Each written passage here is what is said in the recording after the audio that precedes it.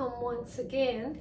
This morning I wanted to give you guys a little tour of my grow room. I've had a few people now asking me how I had set up my grow room and what supplies that I had used. So I want to share that with you guys. But before I do, everybody preaches about shop local. I wish I could. With a lot of my gardening supplies, unfortunately, I have to order on Amazon because our local stores do not carry the products that we need. Today, I did receive my little bucket of DE, which you just sprinkle on top of the soil if you're having trouble with gnats or any other insects. Want to be prepared, and also a way that you can be prepared. And the DE came from Amazon, and so did this product here, which are sticky tabs, which as my grow room starts to fill, which is just starting now, probably at 10%, I will use these sticky pads to monitor whether or not I have a insect problem. And also I have these, which I've also gotten on Amazon, which you just plug in. They come in a set of two, and it's a blue light which tracks the insects. As the insect flies into the light, this little thing does this little magic trick, and we no longer have that insect. One of the things that I have in my grow room, which is not a must, some people swear by them. Me, I'm sitting on the fence, and as you guys saw, but the eat mat, the seedlings that I had put in the window for the students germinated before the ones that did on the eat mat. So is it a must? Definitely not a must. This is the eat mat. I believe this eat mat is probably 3 feet long and probably about 1.5 feet deep. And it does have a external thermometer. I have this sitting on my desk, and I have a sheet of insulation under it so that the heat doesn't damage the coloring on my desk. Then here are my grow racks and my grow lights, which I'm going to turn you around to this one that I don't have turned on. So my grow lights, I'm using a LED T8. I recommend anything that's a T8, T10, T12 is the best strength to use. I did purchase a while ago T5s. Wasn't happy with that product. It wasn't strong enough. And as you can see, I purchased little hooks, which you can buy these at Canadian Tire. I think it's like 20 in a pack. And then I found this little chain at Kent, which was really cheap, and I cut it. So then as that plant grows and gets taller, I can just unhook it. As the plants grow taller, I can adjust this to where it needs to be. My grow racks, which I have 2 of these,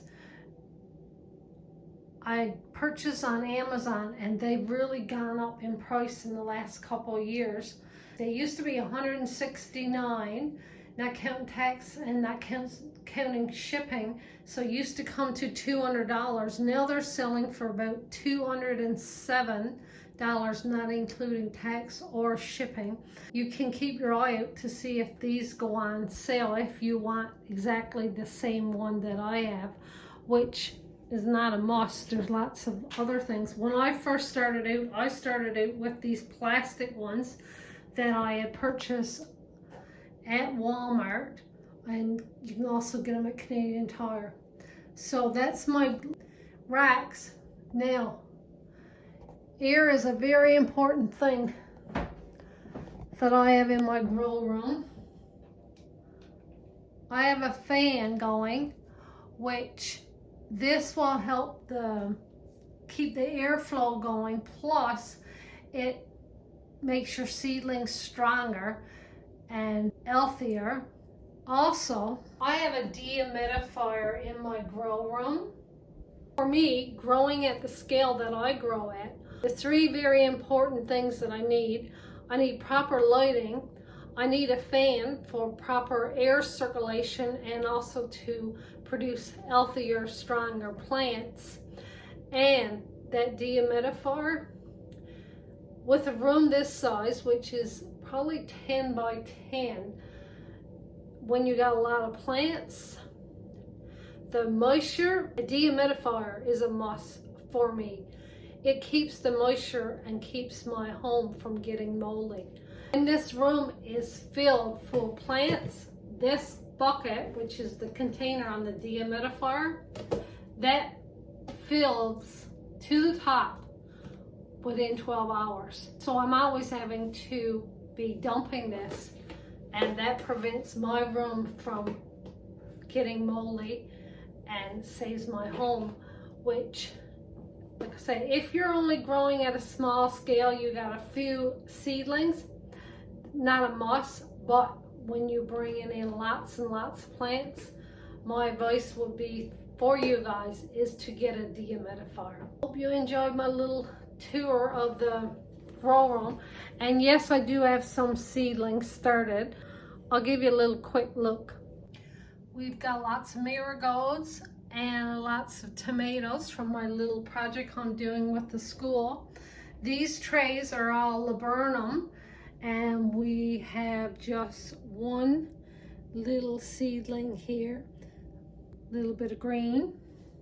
On these coleus that I did start from seed, I believe we just have the one here that is germinated. And here's the tomatoes and the marigolds that was on the eat mat from my school project. And we have some little tiny pansies and some more little pansies. And then back here on the eat mat again, we have some bell peppers which haven't germinated yet. Have a great day, everyone. Happy growing.